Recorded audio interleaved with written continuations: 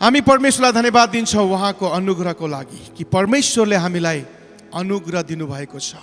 जस्तो सुकै परिस्थितिबाट हामीहरू गए तापनि उहाँले आफ्नो अनुग्रह हामीमा राख्नु भएको छ र हामी यसको लागि धन्यवाद दिन्छौँ।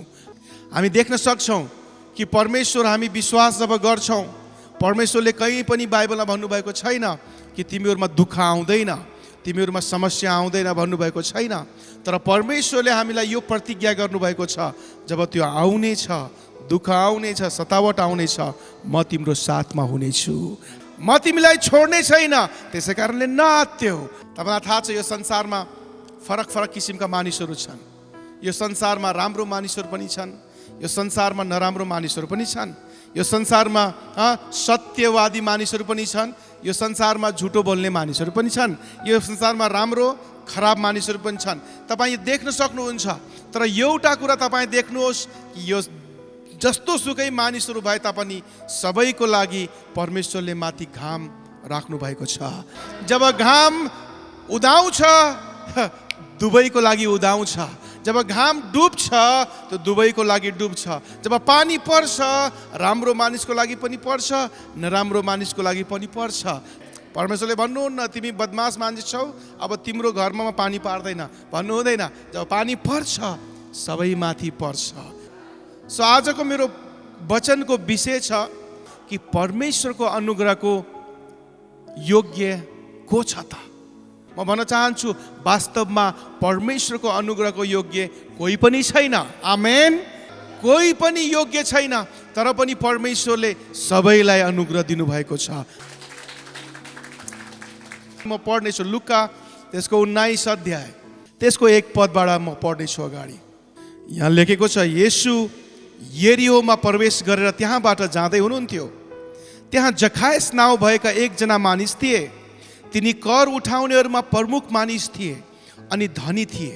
येशू को हुनुहुँदो रहेछ भनेर तिनी हेर्न चाहन्थे, तर पुड्को भएको हुनाले भिडले गर्दा तिनले देख्न सकेनन्। तिनी उहाँलाई हेर्नलाई अघि अघि दौडेर एउटा अन्जिरको रुखमा चढे, किनकि येशू त्यही बाटो भएर जान लाग्नु भएको थियो। जब येशू त्यस ठाउँमा आइपुग्नु भयो तब उहाँले मासतिर हेरेर भन्नुभयो, ए जखायस, चाँडो ओर्लेर आऊ, किनभने आज मलाई तिम्रो घरमा बस्नु परेको छ। कति अचम्मको कुरा छ हैन? येशू परमेश्वरको पुत्र, परमेश्वर जो स्वर्गबाट आउनुभयो, उहाँले चाहिँ कुनै पनि धर्मीको घर रोज्नु भएन, कुनै पवित्र मानिसको घर रोज्नु भएन, तर उहाँले यो पापी मानिसलाई भन्दै हुनुहुन्छ, छिट्टो ओर्लेर आऊ, मलाई तिम्रो घरमा बस्नु परेको छ। तिनी झट्टै ओर्लेर आए अनि खुसी साथ उहाँको सत्कार गरे। जब मानिसहरूले यो देखे तिनीहरू सबै यसो भनेर गनगनाउन लागे, पापीको घरमा पाहुन लाग्न गए। जखायसले खडा भएर प्रभुलाई भने, प्रभु हेर्नुहोस्, म आफ्नो सम्पत्तिको आधा भाग गरिबहरूलाई दिन्छु र कोहीबाट अन्यायपूर्वक केही लिएको छु भने म त्यसको 4 गुणा फिर्ता गरिदिनेछु। तब येशूले तिनलाई भन्नुभयो, आज यस घरमा मुक्ति आएको छ, किनकि यिनी पनि अब्राहमका छोरा हुन्। जखायस यति पापी मानिस थियो। यो पापी मानिस जो चाहिँ कर उठाउने व्यक्ति थियो, रगत चुस्छ जस्तै लामखुट्टेले, त्यसरी नै मानिसहरूले कमाएको धन सम्पत्तिबाट उसले लुट्ने व्यक्ति थियो। यसको लागि पनि कर देऊ, यसको लागि पनि कर देऊ, मानिसमाथि अत्याचार गर्ने व्यक्ति थियो र तिनीहरूलाई सबभन्दा ठुलो पापी भन्थे। सुन्दै हुनुहुन्छ? त्यो व्यक्तिलाई येशूले भेट्नुभयो। अब मानिसहरूले सोचेका थिए येशूले जब भेट्नुहुन्छ त्यसलाई हपार्नुहुन्छ। के गर्नुहुन्छ? ए जखायस, तैँले मानिसलाई अन्याय गरेको छस्, अत्याचार गरेको छस्, सुध्री जा भनेर हरिकाउनुहुन्छ सोचेका थिए। तर उहाँले के भन्दै हुनुहुन्छ? ए जखायस, तिमी तर ओर्लेर आऊ, आज म तिम्रो घरमा बस्नु परेको छ। को छ परमेश्वरको अनुग्रहको योग्य? तपाईँलाई लाग्न सक्छ त्यो बेला मानिसहरू गनगनाए। उनीहरूले भने, अरे पापीको के हो गनगन भनेको? कुरा काट्न थाले, उनीहरूले खुसखुसाउन थाले। परमेश्वरको पुत्र, पवित्र व्यक्ति, पवित्र परमेश्वर कहाँ गए? पापीको घरमा खाना खाना गए। कति नराम्रो व्यक्ति हो। तर येशू थाहा पाउनुहोस् कि येशू पापीको लागि आउनुभयो। को छ परमेश्वरको अनुग्रहको योग्य? तपाईले भन्न सक्नुहोला कि जखायस परमेश्वरको अनुग्रहको योग्य थिएन, किनभने ऊ पापी थियो। हामी योग्य नभए तापनि परमेश्वर येशू ख्रिस्टले हामीमाथि उहाँले अनुग्रह गर्नुभएको छ। कोही पनि व्यक्ति यति खराब छैन कि ऊ परमेश्वरको अनुग्रहको योग्य छैन, र अर्को कुरा कोही पनि व्यक्ति यति राम्रो छैन कि ऊ चाहिँ योग्य छ। हालेलुया। कोही पनि व्यक्तिले भन्न सक्दैन म चाहिँ बिहान मण्डलीमा 5 बजे आउँछु, म चाहिँ 4 बजेबाट प्रार्थना गर्छु, मैले दशांश पनि दिन्छु, मण्डलीमा सबभन्दा अगाडि आउँछु, मैले राम्रो सेवा गर्छु, गेटमा उभिन्छु, म चाहिँ राम्रो बोल्छु र म योग्य छु। त्यसलाई अनुग्रह भन्दैन। यदि त्यस्तो भएको भए त्यसलाई अर्कै कुरा भन्छ। के भन्छ? त्यसलाई भन्छ ज्याला। हामी काम गर्छौँ, बिहान जान्छौँ, काम गर्छौँ, हामी मिस्त्री काम गर्छौँ, अथवा कुनै हामी गएर कहीँ मजदुरी गर्छौँ र हामी दिनभरि काम गर्छौँ। आज मैले 1000 रुपियाँ कमाएँ हामी भन्न सक्छौँ। त्यो मालिकले 1000 रुपियाँ दिएन भने हामी गएर पुलिसलाई खबर पनि गर्न सक्छौँ। त्यो ज्याला हो। तर यो चाहिँ परमेश्वरको अनुग्रह ज्याला होइन।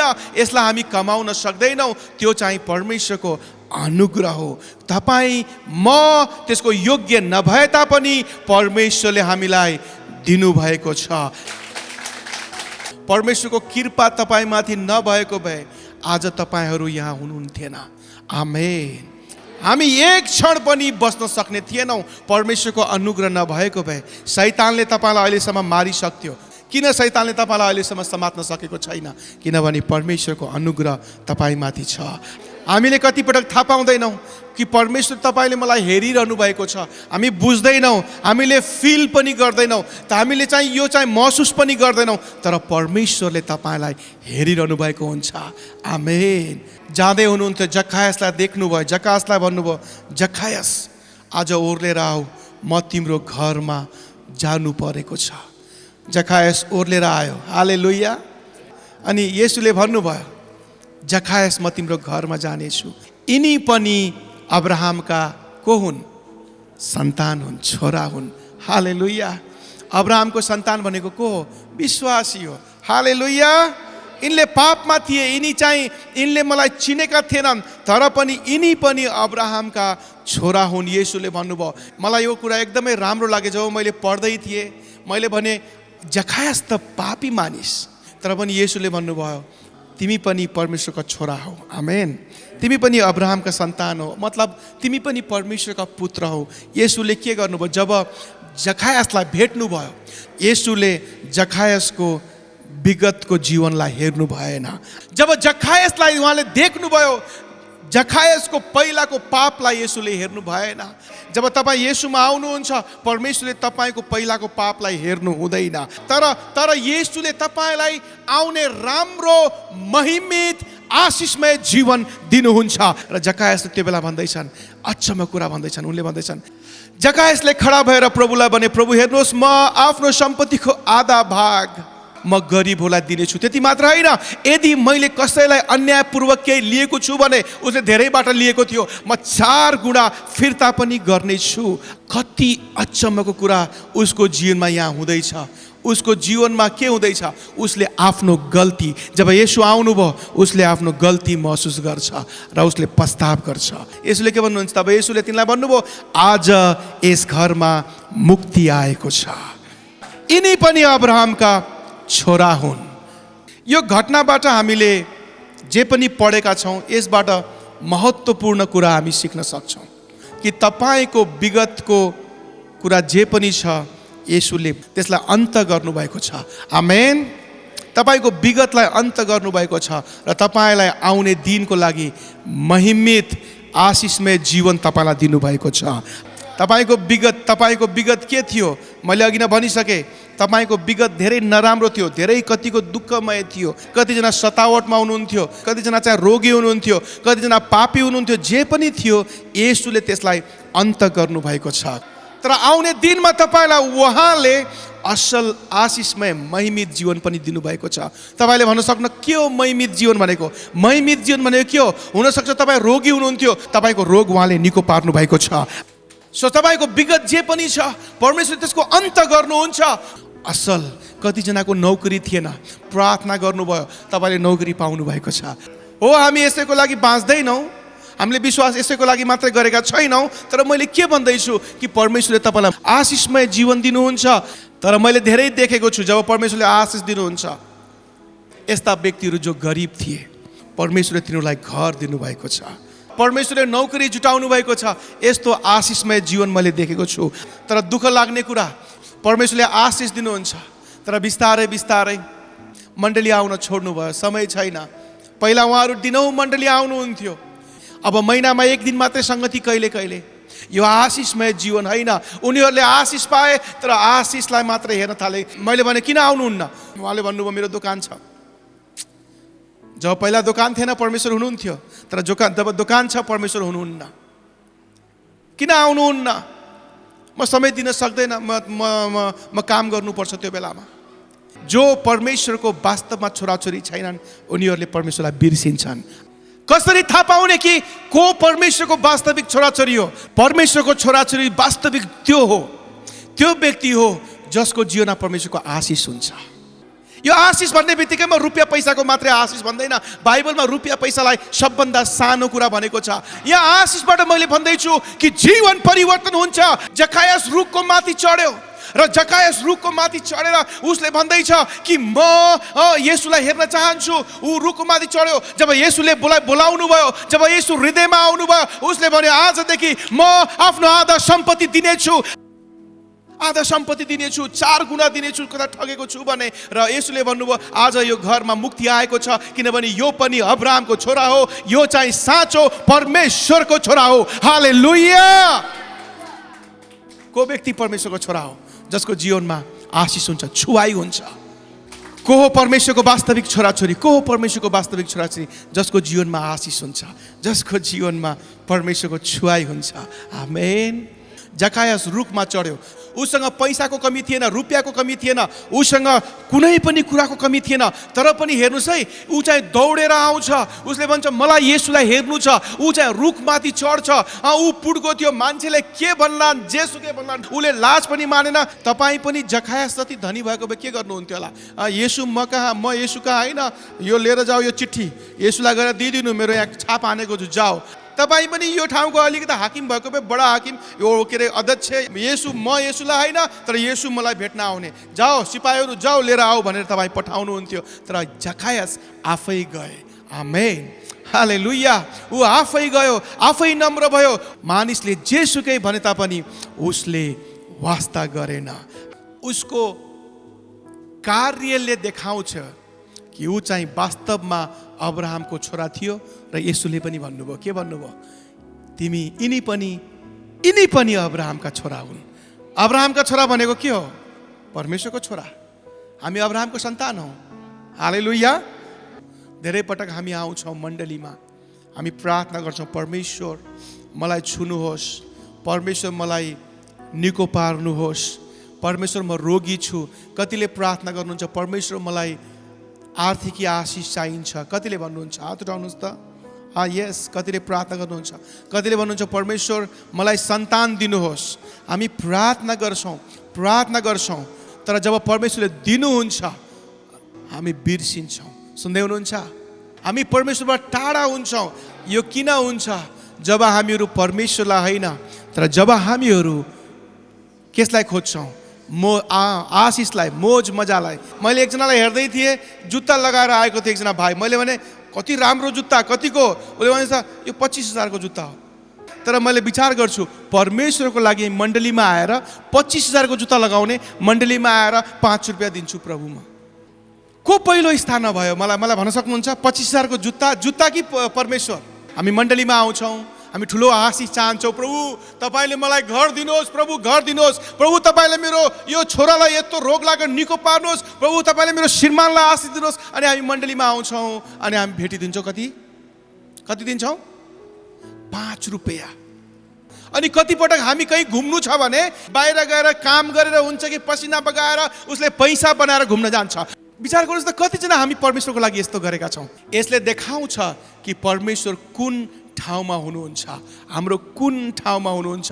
बाइबलमा हामी होसियार हुनुपर्छ, किनभने बाइबलमा भनेको छ तैँले आफ्नो परमेश्वरलाई सारा हृदयले, सारा शक्तिले प्रेम गर्नु। आमेन। हामी परमेश्वरलाई भन्छौँ पहिलो स्थान दिन चाहन्छौँ, तर त्यो पहिलो स्थान हाम्रो मोज मजाले लिएको हुन्छ, हाम्रो इन्टरटेनमेन्टले लिएको हुन्छ, हाम्रो घरको कामले, घरको कुराले लिएको हुन्छ। सबभन्दा पहिलो स्थान त्यो हो जसलाई तपाईँले सबभन्दा बढी दिनुहुन्छ। कति पटक पापले, यहाँ भनेको छ भजन सङ्ग्रह 66 त्यहाँ भनेको छ, यदि मैले मेरो हृदयमा अधर्मलाई आश्रय दिएको भए परमेश्वरले सुन्नुहुन्थेन, र साँच्चै नै परमेश्वरले सुन्नुभएको छ। उहाँले मेरो प्रार्थनाका शब्दहरूमाथि ध्यान दिनुभएको छ। आमेन। परमेश्वरलाई महिमा होस् जसले मेरो प्रार्थना अस्वीकार गर्नुभएको छैन, न त मबाट उहाँको प्रेम हटाउनु भएको छ। फेरि सुन्नुहोस्, यदि मैले मेरो हृदयमा अधर्मलाई आश्रय दिएको भए, के हो अधर्म भनेको? अधर्म भनेको पाप। के हो? यदि मैले आफ्नो हृदयमा अधर्मलाई आश्रय दिएको भए, यदि मैले मेरो हृदयमा अधर्म पापलाई राखेको भए, त्यसमा म खुसी भएको भए, के भनेको छ? मेरो प्रार्थना सुनाइ हुन्थेन। प्रिय विश्वासीहरू, जब हामीहरू पाप राख्छौँ आफ्नो हृदयमा, अधर्म हुन्छ, हाम्रो प्रार्थना सुनाइ हुन्न। सुन्दै हुनुहुन्छ? तपाईँले कतिले भन्नुहुन्छ मलाई म रोगबाट निको हुनु परेको छ, तपाईँको छोराछोरीहरू, तपाईँको श्रीमानहरू, आफन्तहरू निको हुनु परेको छ, कतिले आशिष चाहनुहुन्छ आफ्नो जीवनमा। यो सबै प्रार्थना हो। आमेन। प्रार्थना, हामी परमेश्वरसँग कुराकानी कसरी गर्छौँ? प्रार्थनाबाट गर्छौँ। तर परमेश्वर हामीसँग बोल्नुहुन्छ नि, आफ्नो वचनबाट बोल्नुहुन्छ सबभन्दा पहिला, त्यसपछि आफ्नो आत्मा र वचनले बोल्नुहुन्छ। आमेन। जब वचन पढ्नुहुन्छ, परमेश्वर तपाईँसँग बोलेको। जब तपाईँ प्रार्थना गर्नुहुन्छ, तपाईँ परमेश्वरसँग बोलेको। सुन्दै हुनुहुन्छ? म फेरि भन्नेछु, जब वचन पढ्नुहुन्छ, परमेश्वर तपाईँसँग बोल्नुहुन्छ। अहिले वचन सुन्दै हुनुहुन्छ, परमेश्वर तपाईँसँग बोल्दै हुनुहुन्छ। जब तपाईँले वचन पढ्नुहुन्छ, परमेश्वर बोल्नुहुन्छ। त्यसपछि तपाईँ जब प्रार्थना गर्नुहुन्छ, तपाईँले परमेश्वरसँग बोलेको। तपाईँले भन्नुहुन्छ परमेश्वर मलाई छुनुहोस्, मलाई आशिष दिनुहोस्, मेरो प्रार्थना सुन्नुहोस्। तर बाइबलमा के भनेको छ?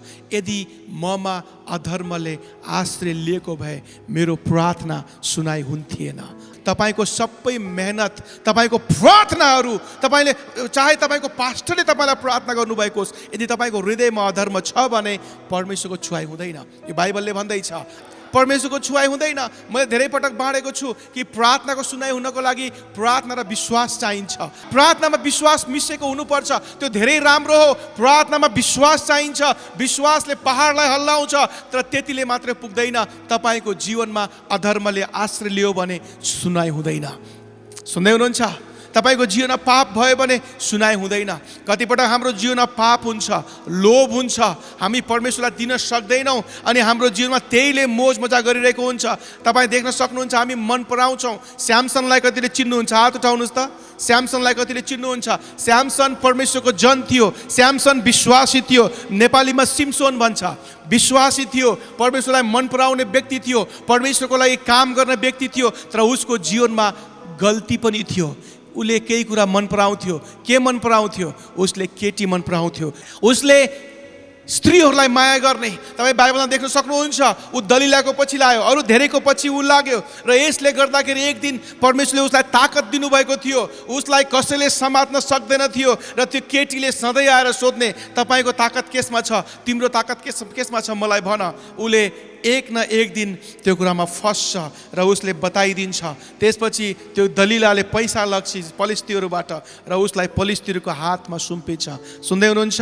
तपाईँ देख्न सक्नुहुन्छ, उसलाई बाँधेर, कसैले पनि कब्जा नगर्न सक्ने व्यक्तिलाई बाँधेर पलिस्तीहरूले उसको आँखा फुटाइदिन्छन्, र सबै मानिसको अगाडि ऊ तमासा बन्छ। किनभने उसको जीवनमा उसले प्रेम गर्थ्यो, कुनै कुरालाई परमेश्वरभन्दा प्रेम गर्थ्यो। उसको जीवनमा अधर्म थियो। के थियो? उसको जीवनमा व्यभिचार थियो। यहाँ बाइबलमा मैले भन्दैछु, होसियार हुनुहोस्।